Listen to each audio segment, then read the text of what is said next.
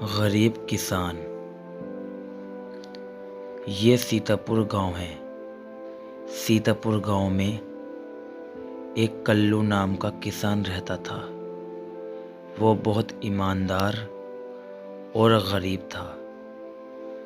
जो उसे काम मिलता वो मजबूरी में करता।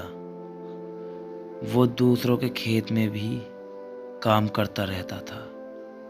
हालात बहुत ख़राब थे। वो पास ही के जंगल में जाकर लकड़ियाँ तोड़ता था और उन्हीं से गुजारा करता था।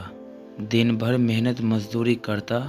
वो मेहनत से और लगन से लकड़ी काटता था और उन्हीं लकड़ी को लेकर शहर में जाता था और बेचकर अपने पैसा कमाता था और उन्हीं पैसों से अपना घर चलाता था। लेकिन कभी कभी उसकी पत्नी उसे ताना दिया करती थी और रौब भी जमाया करती थी। वो उससे ज़्यादा पढ़ी लिखी थी। बेचारा किसान उसकी सारी बातें सुनता रहता था। हालात ख़राब होने की वजह से कर्ज भी बहुत हो चुका था। लोग ताना मार रहे थे, पैसे देता है ठीक है, नहीं तो हम तेरा घर ले लेंगे। बेचारा गरीब किसान सारी बातें सुनकर एक साधु के पास जाता है और कहता है, मैं बहुत गरीब इंसान हूँ। गरीब की हालत की वजह से मुझ पर कर्ज भी बहुत हो चुका है। और सारी कहानी अपनी सुनाता है साधु जी को और बैठ जाता है। साधु जी कहते हैं, बेटा तुम परेशान मत हो, ईश्वर बहुत बड़ा है, वो तुम्हारा कोई ना कोई हल ज़रूर निकालेगा। किसान सुबह सवेरा उठकर अपने काम पे चला जाता था। वो लकड़ियाँ काट कर बस इतना ही पैसा कमा लेता था कि अपने परिवार के लिए 2 वक्त की रोटी छुड़ा लेता था। कल्लू ने जिससे कर्ज ले रखा था उसके कर्जदार उसके घर आए हुए थे। कल्लू उनके करीब जाता है और कहता है, रामलाल सब ठीक तो है? कैसे आना हुआ? हम अपने पैसे लेने आए हैं, हमें हमारे पैसे चाहिए। जब तक तू हमारे पैसे नहीं लौटा देता हम तुझे तेरे घर में नहीं घुसने देंगे। और हाँ, इस घर में कदम जब ही रखना जब पैसों का इंतज़ाम हो जाए, उससे पहले कोशिश मत करना। अब खड़ा ही रहेगा? जा और पैसों का इंतज़ाम करके ला। कल्लू, भाई मेरे पास कुछ पैसे हैं, आप मुझसे वो पैसे ले लो, मैं आपको थोड़े थोड़े पैसे करके दे दूँगा। लेकिन रामलाल जो है उसकी एक भी बात नहीं सुनता और अपनी ही बातों में लग जाता है। बेचारा किसान मायूस हो जाता है और परेशान हो जाता है और सोचता रहता है कि मैं इतने पैसों का इंतज़ाम कैसे करूँगा, और वहाँ से चला जाता है। उसकी पत्नी कहती है, अजी हम कहाँ जाएंगे, हमारे पास तो कोई ना घर है ना कोई हमारा सहारा है। कल्लू कहता है, जिसका कोई सहारा नहीं होता उसका खुदा होता है।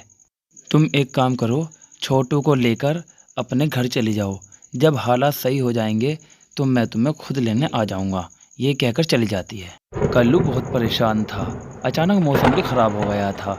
उसने देखा कि सामने से एक आदमी चला आ रहा है और वो इंसान उसके करीब आया और बोला, भाई मैंने सुबह से कुछ नहीं खाया, मुझे बहुत ज़्यादा भूख लग रही है, क्या मुझे तुम खाने को दोगे? कल्लू राम कहता है कि भाई मेरे पास खाने को कुछ भी नहीं है, मेरे पास कुछ पैसे हैं, अगर आप चाहो तो वो ले सकते हो।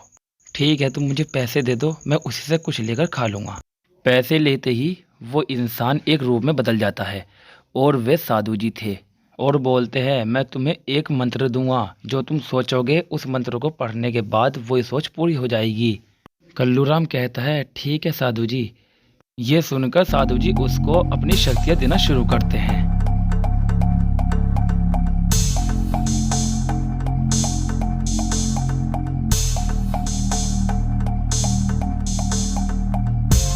शक्ति देते देते वो अचानक गायब हो जाते हैं। ये सब देखकर कल्लू राम को अपनी आंखों पर विश्वास ही नहीं हो रहा था। फिर यकीन करने के लिए वो कुछ सोचता है, फिर उसके बाद वो मंत्र पढ़ता है और जैसे ही मंत्र पढ़ता है वो चीज़ हाजिर हो जाती है। वो सेब को खाकर खुशी खुशी अपने घर जाता है। जो कुछ भी हुआ उसने सारी बातें अपनी पत्नी से बताई। उसकी पत्नी सोच रही थी, इन्होंने खुली आंखों से कोई सपना देखा है। तुम्हें अगर यकीन ना आए तो देखो, अभी मैं कुछ सोचता हूँ। ये कहकर बैठ गए दोनों और कुछ सोचा। फिर उसने साधु जी का बताया हुआ मंत्र पढ़ा उसकी पत्नी देखकर चौंक गई और दोनों ने बर्गर खाए और कहता है अब हम सबका कर्ज चुकाएंगे और गरीबों की मदद करेंगे। बोला था जिसका कोई नहीं होता उसका खुदा होता है। उसने अपना कर्ज चुकाया और गरीबों के घर बनवाए और उसने अपने और अपने परिवार के लिए बहुत ही बड़ा और सुंदर घर बनाया और खुशी खुशी पूरा परिवार अपनी ज़िंदगी गुजारने लगा। दोस्तों कैसी लगी हमारी कहानी? अगर अच्छी लगी हो तो वीडियो को लाइक और चैनल को सब्सक्राइब करके जाइए। मिलते हैं नेक्स्ट वीडियो में। Bye bye.